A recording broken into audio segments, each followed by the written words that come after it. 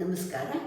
ನಾನಿವತ್ತು ಚಂದ್ರಾನುಲೋಮ ಬಗ್ಗೆ ಸೂರ್ಯಾನುಲೋಮದ ಬಗ್ಗೆ ಹೇಳ್ತಾ ಇದ್ದೀನಿ. ಚಂದ್ರಾನುಲೋಮ ಫಸ್ಟ್ ಮಾಡೋಣ. ಚಂದ್ರಾನುಲೋಮ ಅಂತಂದರೆ ನಾವು ಎಡಗಡೆಯಿಂದ ಉಸಿರು ತಗೋಬೇಕು, ಎಡಗಡೆಯಿಂದನೇ ಉಸಿರು ಬಿಡಬೇಕು. ಇಲ್ಲಿ ಬಲ ಹೊಳ್ಳೆನ ನಾವು ಯೂಸ್ ಮಾಡೋದಿಲ್ಲ. ನಮ್ಮಲ್ಲಿ ಇಡಾನಾಡಿ ಮತ್ತು ಪಿಂಗಲ ನಾಡಿ ಅಂತೇಳ್ಬಿಟ್ಟು ಎರಡಿರುತ್ತೆ. ಇಡಾನಾಡಿಗೆ ಚಂದ್ರನಾಡಿ ಅಂತೇಳಿ ಕೂಡ ಹೇಳ್ತೀವಿ. ಎಡಗಡೆಯಿಂದ ನಾವು ಉಸಿರಾಟ ಮಾಡ್ತೀವಲ್ವ, ಆಗ ಇಡಾನಾಡಿ ಆ್ಯಕ್ಟಿವ್ ಆಗುತ್ತೆ. ಇದರಿಂದ ಏನು ಉಪಯೋಗ ಅನ್ನೋದನ್ನು ಆಮೇಲೆ ಹೇಳ್ತೀನಿ. ಈಗ ಫಸ್ಟು ಚಂದ್ರಾನುಲೋಮ ಯಾವ ರೀತಿ ಮಾಡೋದು ಅನ್ನೋದನ್ನು ತಿಳ್ಕೊಳ್ಳೋಣ. ಎಡಗೈ ಚಿನ್ಮುದ್ರೆಯಲ್ಲಿ, ಬಲಗೈ ವಿಷ್ಣು ಮುದ್ರೆ, ಇವೆರಡು ಬೆರಳುಗಳನ್ನ ಮಡಚಬೇಕು. ಹೆಬ್ಬೆರಳಿಂದ ಪೂರ್ತಿ ಬಲ ಹೊಳ್ಳೆನ ಮುಚ್ಚಿಬಿಡಬೇಕು. ಎಡ ಹೊಳ್ಳೆ ಓಪನ್ ಇರಬೇಕು. ದೀರ್ಘವಾದ ಮತ್ತು ನಿಧಾನವಾದ ಶ್ವಾಸನ ತಗೋಬೇಕು. ಅದೇ ರೀತಿ ದೀರ್ಘವಾದ ಮತ್ತು ನಿಧಾನವಾಗಿ ಉಸಿರನ್ನ ಬಿಡಬೇಕು. ನಾವು ಎಷ್ಟೊತ್ತು ಉಸಿರನ್ನು ತಗೋತೀವೋ ಅದರಕ್ಕಿಂತ ಒಂದು 4 ಕೌಂಟ್ ಜಾಸ್ತಿ ಉಸಿರನ್ನ ನಾವು ಬಿಡಬೇಕು. ಯಾವುದಾದ್ರೂ ಧ್ಯಾನಾಸನದಲ್ಲಿ ಫಸ್ಟ್ ಕೂತ್ಕೊಳ್ಳಿ. ಪದ್ಮಾಸನ, ವಜ್ರಾಸನ, ಸುಖಾಸನ, ಇಲ್ಲಾಂದರೆ ಒಂದು ಚೇರ್ ಮೇಲಾದರೂ ಕೂತ್ಕೊಳ್ಳಿ. ನಾನು ಇವಾಗ ವಜ್ರಾಸನದಲ್ಲಿ ಕೂತ್ಕೊಂಡಿದ್ದೀನಿ. ವಜ್ರಾಸನ ಹಾಕೋದ್ರಿಂದ ನಮಗೆ ದೇಹ ಅನ್ನೋದು ವಜ್ರದಷ್ಟು ಗಟ್ಟಿಯಾಗುತ್ತೆ, ಜೀರ್ಣಶಕ್ತಿ ಚೆನ್ನಾಗಾಗುತ್ತೆ, ಮತ್ತು ಕತ್ತು ಬೆನ್ನು ತಂತಾನೆ ನೀರು ಹಾಕ್ಬಿಡುತ್ತೆ. ಪ್ರಾಣಾಯಾಮ ಮಾಡ್ತಾ ಇದ್ದಾಗ ನಾವು ಕತ್ತು ಬೆನ್ನು ನೇರವಾಗಿರಬೇಕು. ಮುಖದ ಮೇಲೆ ಒಂದು ಪ್ರಶಾಂತವಾದ ಕಳೆ ಅನ್ನೋದಿರಬೇಕು. ಒಂದು ಸುಂದರವಾದ ಮಂದಹಾಸ ಅನ್ನೋದು ಮಿನುಗ್ತಾ ಇರಬೇಕು. ನಾವು ಯಾವಾಗಲೂ ಕೂಡ ಅವಸರದಲ್ಲಿ ಟೆನ್ಷನ್ನಲ್ಲಿ ಮಾತ್ರ ಪ್ರಾಣಾಯಾಮಗಳನ್ನು ಮಾಡಬಾರ್ದು. ಮತ್ತು ಊಟ ಆದ ತಕ್ಷಣ ಮಾಡಬಾರ್ದು. ಊಟ ಆಗಿ ಈ ಅನುಲೋಮ ವಿಲೋಮನ 1 ಗಂಟೆ ಆದಮೇಲೆ ಕೂಡ ಮಾಡಬಹುದು. ಮತ್ತು ಟಾಯ್ಲೆಟಿಗೆ ಹೋಗೋರು ಅದನ್ನು ಪೂರ್ತಿ ಮುಗಿಸ್ಕೊಂಡು ಬಂದು ಹೊಟ್ಟೆ ತುಂಬ ಹಗುರವಾಗಿದ್ದಾಗ ಮಾಡಿದರೆ ತುಂಬ ಒಳ್ಳೆಯದು. ಇದನ್ನು ಯಾವಾಗ ಬೇಕಿದ್ರೆ ಮಾಡ್ಬೋದು. ಈಗ ಇದು ವಿಷ್ಣು ಮುದ್ರ, ಇದು ಚಿನ್ಮುದ್ರ. ಇದನ್ನು ತೊಡೆ ಮೇಲೆ ಇಟ್ಕೊಳ್ಳೋಣ. ಇದನ್ನು ಎಡ ಒಳ್ಳೆ ಓಪನ್ ಇರಲಿ, ಬಲ ಒಳ್ಳೆನ ಮುಚ್ಚೋಣ. ದೀರ್ಘವಾದ ಮತ್ತು ನಿಧಾನವಾದ ಶ್ವಾಸನ ಎಡಗಡೆಯಿಂದ ತಗೊಳ್ಳೋಣ. ಅದೇ ರೀತಿ ಇನ್ನೂ ದೀರ್ಘವಾದ ಮತ್ತು ನಿಧಾನವಾದ ಶ್ವಾಸನ ಬಿಡ್ತಾ ಹೋಗೋಣ.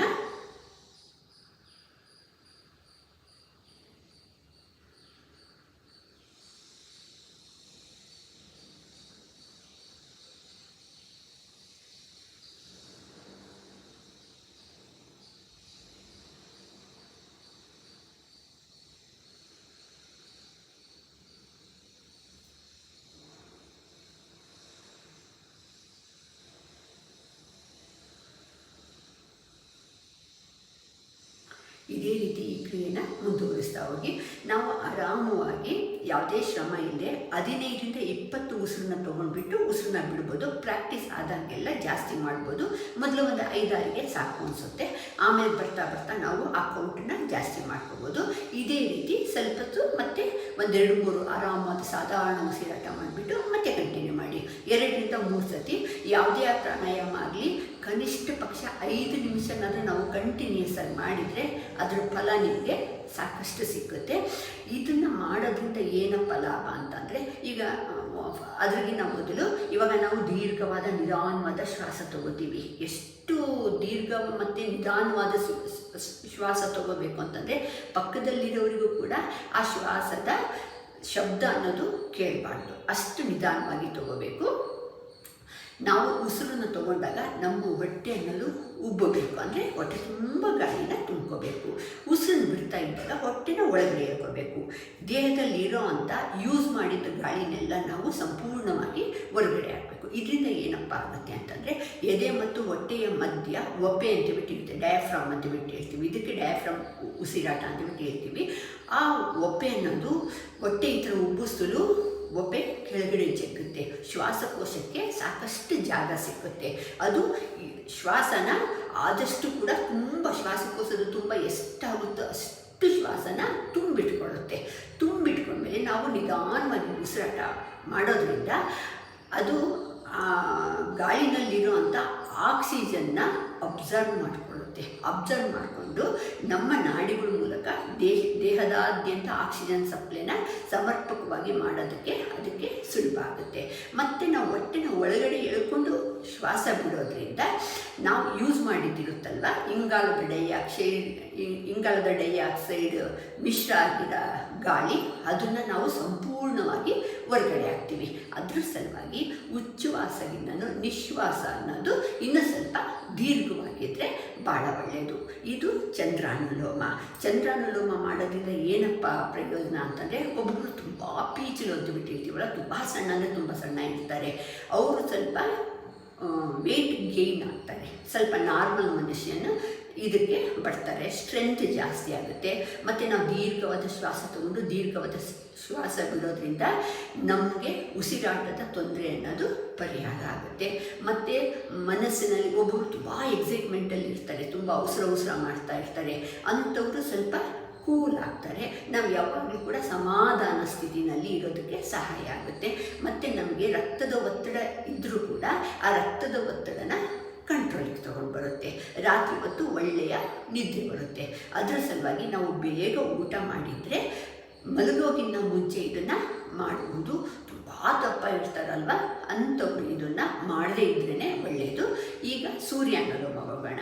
ಸೂರ್ಯಾನುಲೋಮ ಅಂತಂದರೆ ಇಲ್ಲಿ ಎಡಗಡೆ ಹೊಳ್ಳೆಗೆ ಕೆಲಸ ಇಲ್ಲ, ಓನ್ಲಿ ಬಲಗಡೆ ಹೊಳ್ಳೆಯಿಂದ ಉಸಿರನ್ನು ತಗೋಬೇಕು, ಬಲಗಡೆ ಹೊಳ್ಳೆಯಿಂದನೇ ಉಸಿರನ್ನು ಬಿಡಬೇಕು. ಅದರ ಲಾಭನ ನಾನು ಆಮೇಲೆ ಹೇಳ್ತೀನಿ. ಈಗ ಫಸ್ಟನ್ನ ಸೇಮ್ ಪ್ರೊಸೀಜರು, ಇದೇ ಮುದ್ರೆಗಳೇ ಹಾಕ್ಬಿಟ್ಟು ಬಲಗಡೆ ಹೊಳ್ಳೆ ಓಪನ್ ಇರಲಿ, ಎಡಗಡೆ ಹೊಳ್ಳೆನ ಕ್ಲೋಸ್ ಮಾಡಿಬಿಡೋಣ.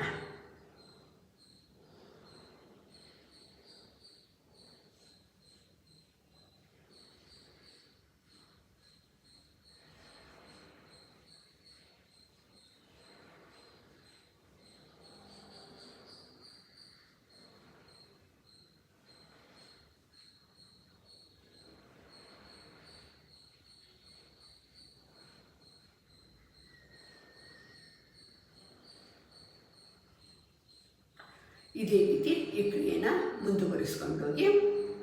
ಇದರಿಂದ ದೇಹದ ತಾಪಮಾನ ಜಾಸ್ತಿ ಆಗುತ್ತೆ. ಎಷ್ಟೇ ಚಳಿ ಇರಲಿ, ನಾವು ಸೂರ್ಯಾನುಲೋಮ ಮಾಡೋದ್ರಿಂದ ದೇಹದಲ್ಲಿ ಬಿಸಿ ಉತ್ಪನ್ನ ಆಗುತ್ತೆ. ಚಂದ್ರಾನುಲೋಮ ಮಾಡೋದ್ರಿಂದ ದೇಹ ತಂಪಾಗುತ್ತೆ. ಇವಾಗ ಬಾಡಿ ಹೀಟ್ ಆಗುತ್ತಲ್ವ, ಒಬ್ಬೊಬ್ಬರು ತುಂಬಾ ಉಷ್ಣ ಪಿತ್ತದೋಷದಿಂದ ಇರ್ತಾರಲ್ವ, ತುಂಬ ಉಷ್ಣ ಜಾಸ್ತಿ ಆಗೋಗ್ಬಿಟ್ಟಿರುತ್ತೆ, ಅಂಥವರು ಚಂದ್ರಾನುಲೋಮ ಮಾಡೋದ್ರಿಂದ ಬಾಡಿ ಕೂಲ್ ಆಗುತ್ತೆ. ಸೂರ್ಯಾನುಲೋಮ ಮಾಡೋದ್ರಿಂದ ನಮ್ಮ ಬಾಡಿ ಅನ್ನೋದು ಬಿಸಿ ಆಗುತ್ತೆ. ಮತ್ತು ನಮ್ಮ ವೇಟ್ ನಾವು ಕರಗಿಸ್ಕೋಬೇಕು, ಇವಾಗ ವೆಯ್ಟ್ ಲಾಸ್ ಮಾಡ್ಕೋಬೇಕು ಅಂತ ಹೇಳ್ತಾರಲ್ಲ, ಅವರು ಆದಷ್ಟು ಕೂಡ ಸೂರ್ಯಾನುಲೋಮನ ಜಾಸ್ತಿ ಮಾಡಬೇಕು. ಇನ್ನೂ ಒಂದು ಕಂಡೀಷನ್ ಏನಪ್ಪ ಅಂತಂದರೆ, ನಾವು ಚಂದ್ರಾನುಲೋಮ ಎಷ್ಟು ಮಾಡಿರ್ತೀವೋ ಅದ್ರಾಗಿನ್ನೂ ಇನ್ನೂ ಸ್ವಲ್ಪ ಒಂದು 4ರಿಂದ 6 ಕೌಂಟ್ ಜಾಸ್ತಿ ಮಾಡಬೇಕು ಸೂರ್ಯಾನುಲೋಮ. ಇದರಿಂದ ಬ್ಯಾಲೆನ್ಸ್ ಆಗುತ್ತೆ, ಇದು ತಂಪಾಗುತ್ತೆ, ಅದು ಮೈಯಲ್ಲಿ ಉಷ್ಣತೆ ಜಾಸ್ತಿ ಆಗುತ್ತೆ.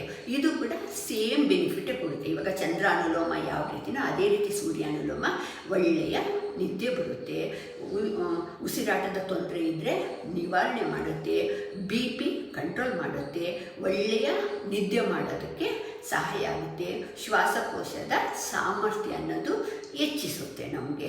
ಇನ್ನೊಂದು, ಮುಖದ ಮೇಲೆ ಯಾವಾಗಲೂ ಕೂಡ ಪ್ರಶಾಂತತೆ ಅನ್ನೋದು ನೆಲೆಸುತ್ತೆ. ಮುಖದ ಮೇಲೆ ಯಾವಾಗ ನಮಗೆ ಪ್ರಶಾಂತತೆ ನೆಲೆಸುತ್ತೆ ಅಂತಂದರೆ, ಈ ಮನಸ್ಸು ನಿಧಾನ ಇದ್ದಾಗ, ನಾವು ಯಾವುದೇ ಥರ ಟೆನ್ಷನ್ನಿಗೆ ಕಳವಳಕ್ಕೆ ಒಳಗಾಗದೆ ನಾವು ಸದಾ ಹಸನ್ಮುಖಿಗಳಾಗಿ ಸಂತೃಪ್ತಿಯಿಂದ ಬಾಳ್ವೆ ಮಾಡ್ಬೋದು. ಸಂಸಾರ ಅಂತಂದರೆ ಸಮಸ್ಯೆಗಳು ಬರ್ತಾನೇ ಇರುತ್ತೆ. ಸಮಸ್ಯೆಗಳೇ ಜೀವನ ಅಲ್ಲ, ಜೀವನದಲ್ಲಿ ಬರ್ತಾ ಇರುತ್ತೆ, ಹೋಗ್ತಾ ಇರುತ್ತೆ. ನಮಗೆ ಆ ಸಮಸ್ಯೆಗಳು ಬಂದಾಗೆ ಅಂತೆ ನಾವೇನಾದ್ರೂ ಕಲ್ತ್ಕೊಳ್ಳೋದು. ಆ ರೀತಿ ನಮಗೆ ಗೊತ್ತಿಲ್ಲದ ಹಾಗೇ ಅದಕ್ಕೆ ಪರಿಹಾರ ಅನ್ನೋದನ್ನು ನಾವು ಕಂಡುಕೋತೀವಿ. ನಮ್ಮ ತಲೆ ಯಾವಾಗ ತಣ್ಣಗಿರುತ್ತೋ ಆವಾಗ ಆ ಪರಿಹಾರ ಅನ್ನೋದು ತಾನೇ ಸೂಚಿಸುತ್ತೆ. ಮತ್ತು ಯಾವ ರೀತಿ ಸಮಸ್ಯೆಗಳು ಬಂದಿರುತ್ತೋ ಅದೇ ರೀತಿ ಪರಿಹಾರ ಕೂಡ ಆಗುತ್ತೆ. ನಾವು ಒಂದು ಹ್ಯಾಪಿ ಮ್ಯಾನ್ ಆಗಿ ಒಳ್ಳೆಯ ಜೀವನನ ನಡೆಸಬಹುದು. ನಮಸ್ಕಾರ.